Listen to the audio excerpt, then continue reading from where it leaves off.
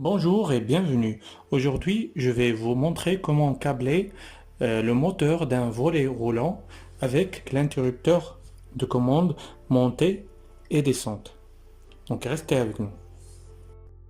Le clavier de volet roulant est composé de deux interrupteurs montée et descente avec un verrouillage mécanique entre la montée et la descente pour protéger le moteur des volets roulants contre bien sûr l'alimentation à la fois avec deux sens. Voilà, donc il y a un verrouillage mécanique entre les deux interrupteurs. L'arrière, la face, ça c'est la face avant, la face arrière, la phase, on met la phase ici, et là le premier sens, le deuxième sens. Voilà. Le moteur des volets roulants est constitué de 4 fils.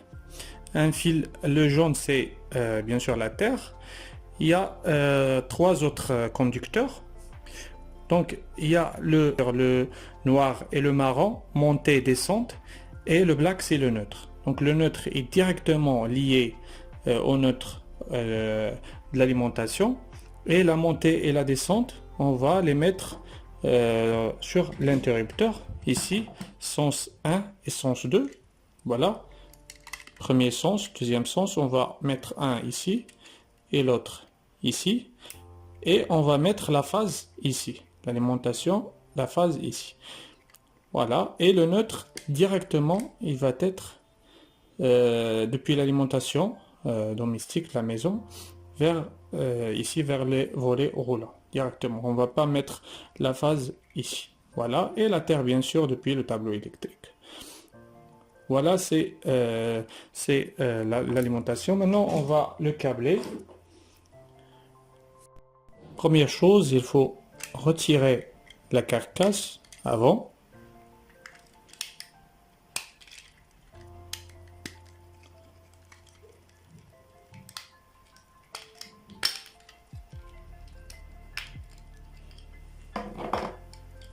Voilà les trois vis pour serrer. Donc je mets le premier sens et le deuxième sens.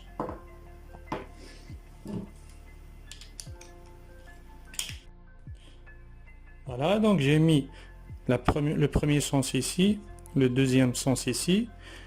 Je vais câbler le neutre directement avec le neutre. Là, c'est le 220 volts. Le 220 volts. Je câble le bleu, le neutre avec le neutre. Et la phase, je vais la mettre au milieu. Voilà.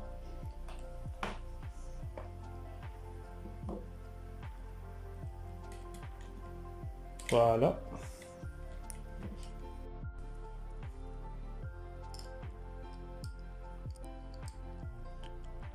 Là, je vais monter le support, la platine de fixation sur mur.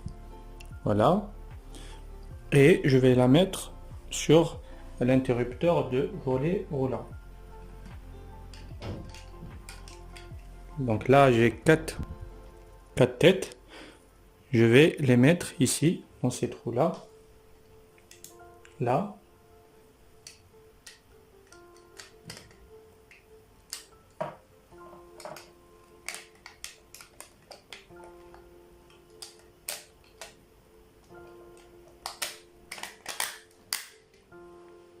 Voilà. Voilà.